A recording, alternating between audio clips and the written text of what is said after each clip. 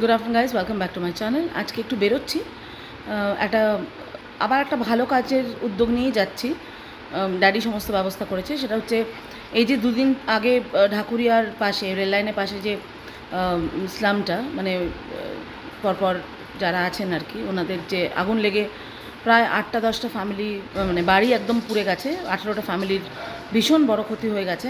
যদিও প্রাণঘাতী ব্যাপার হয়নি, কোনো মানুষের কোনো ক্ষতি হয়নি, বাট প্রচুর জিনিসপত্রের, বাড়ির সাংঘাতিকভাবে ক্ষতি হয়েছে।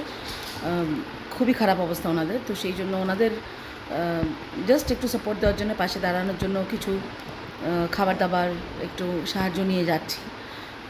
চলুন, ডেফিনেটলি কী হচ্ছে না হচ্ছে শেয়ার করব।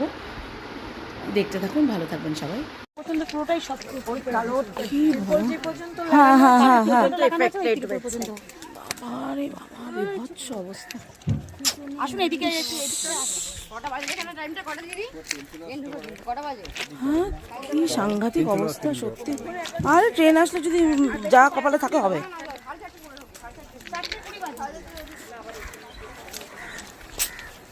এখানে কটা বাড়ি ছিল? এখানে 8টা বাড়ি ছিল। নিচ করে মনে ছোট ছোট খোপ, তো সব খোপ বাড়ি সব মিলে 8 মতনটা বাড়ি ছিল। শর্ট সার্কিট হয়েছিল না সিলিন্ডার থেকে? বাস্ট করেছিল কি? সিলিন্ডার বাস্ট করে, হ্যাঁ আনন্দবাজারে বলছিলেন ও। হ্যাঁ একদমই। আর একটা হলেই তো পরপর পরপর সব ধরে যাচ্ছে। তাও তো মানে অনেক কি খারাপ অবস্থা সত্যি।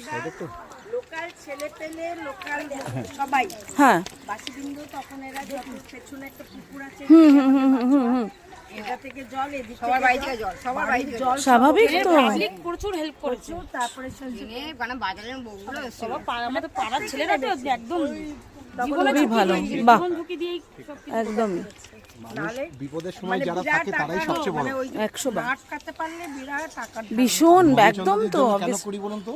কারণ এ তো 25 বছর 30 বছরের। আমাদের আর বলতে হবে না, আপনারা আমাদের চেয়ে ভালো বুঝবেন, ঠিক আছে? কারণ এনাকে পাবেনই মানে 100 বার। যে দলই আসুক, যখনই বলে যাবো না তখনই চলে আসবে। আমি কি বলছি, যে দলই আসুক, আমরা তো কিছুই জানি না, কিন্তু উনি ওনার মতোই আমরা তো থাকবেন চাই সর্বদা। দিদিভাই সারা জীবন আমাদের সাথেই থাকুক। এবং যত তবে আমাদের ওনারা উনি থাকলে আমরা নিশ্চিন্ত। কত বড় কথা। রাখবে কি হবে? আসবো না তোদের এখানে। উনি না এসে যাবে কোথায় আমাদের ফেলে? সত্যি কথা। যাবে কোথায়? সেটাই তো আমাদের যাবে কোথায়? আজকে রাগ করবেন, কালকে আবার দেখবো এই রাস্তা দিয়ে আপনি হেঁটে হেঁটে যাচ্ছেন। একদম। আর খাবো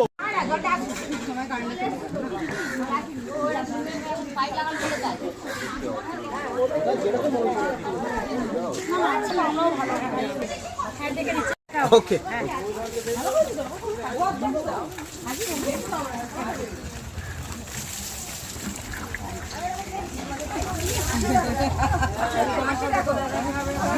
আসলাম। ওকে, ভালো করে দিতে হবে, পুরো তাকে সুন্দর করে দাও, হাসি মুখে। থ্যাংক ইউ, ঠিক আছে।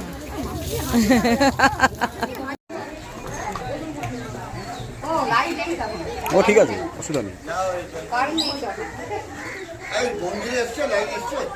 এই ছাদে এখানে আসেনি, আসেনি। এইটা বলবো না।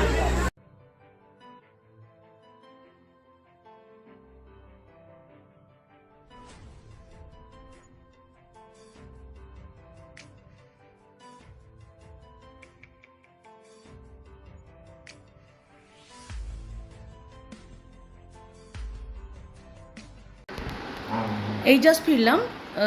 সমস্ত খুব ভালোভাবে হয়েছে ব্যাপারটা। এবং সবথেকে বড় কথা, ওনারা দেখুন না, ওনাদের বিশাল এডুকেশন আছে না, ওনাদের অর্থসঙ্গতি সেরকম আছে। তা সত্ত্বেও যেহেতু আমরা গেছি ওনাদের পাশে দাঁড়াতে, ওনারা এত খুশি হয়েছেন, মানে এতটা একটা মেন্টাল সাপোর্ট পেয়েছেন, নিজেরা বাড়ি থেকে গিয়ে চা নিয়ে এসে আমাদের প্রত্যেককে চা বিস্কিট, ওনাদের মানে যথাসাধ্য যতটা করার ওনারা করেছেন এইটুকু সময়ের মধ্যে। আমরা ভদ্রলোকেরা কী করি, জেনারেলি বাড়িতে এসে চা খাবে জিজ্ঞেস করি, ওনারা জিজ্ঞেসও করেনি, ওনারা গিয়ে বানিয়ে নিয়ে চলে এলেন। এটাই হচ্ছে ব্যবহার মানুষের। হ্যাঁ, মানে অবস্থা অনুযায়ী কখনোই মানুষকে বিচার করা উচিত না। এটা আরেকবার প্রমাণ হয়ে গেল যে টাকা নেই মানেই যে তারা তাদের সভ্যতা ভদ্রতা নেই সেটা নয়, তারা অনেক পয়সাওয়ালা লোকের চেয়ে অনেক বেশি সভ্যভদ্র। এটা আরেকবার প্রুফ হয়ে গেল। তো এই জাস্ট ফিরলাম, খুব ভালো লাগছে যে একটা এত সুন্দর মানে জায়গায় মানুষ, মানে এরকম অবস্থার মানুষদের অবস্থার মধ্যেও তারা এত সুন্দর করে আতিথেয়তা বজায় রাখলো, এসে প্রত্যেকে খুশি হয়েছে, দাঁড়িয়ে আশীর্বাদ করে গেছে, মানে প্রত্যেকে ভীষণভাবে। যতজনকে আমরা সেই সময় পেয়েছি বাকিদেরটা দিয়ে এসেছি, কারণ প্রত্যেকের তো এখানে ওখানে কাজ করতে যান, তো সকলে প্রেজেন্ট ছিল না ওই সময়। যতজন আসতে পেরেছেন প্রত্যেকের হাতে তুলে দেওয়া হয়েছে, আমি আর গুড্ডু মিলে দিয়েছি। আর যারা আসতে পারেননি তাদেরটা ওখানে দিয়ে এসেছি, ওনারাই ওনাদের দিয়ে দেবেন বাকি যারা আছে তাদের।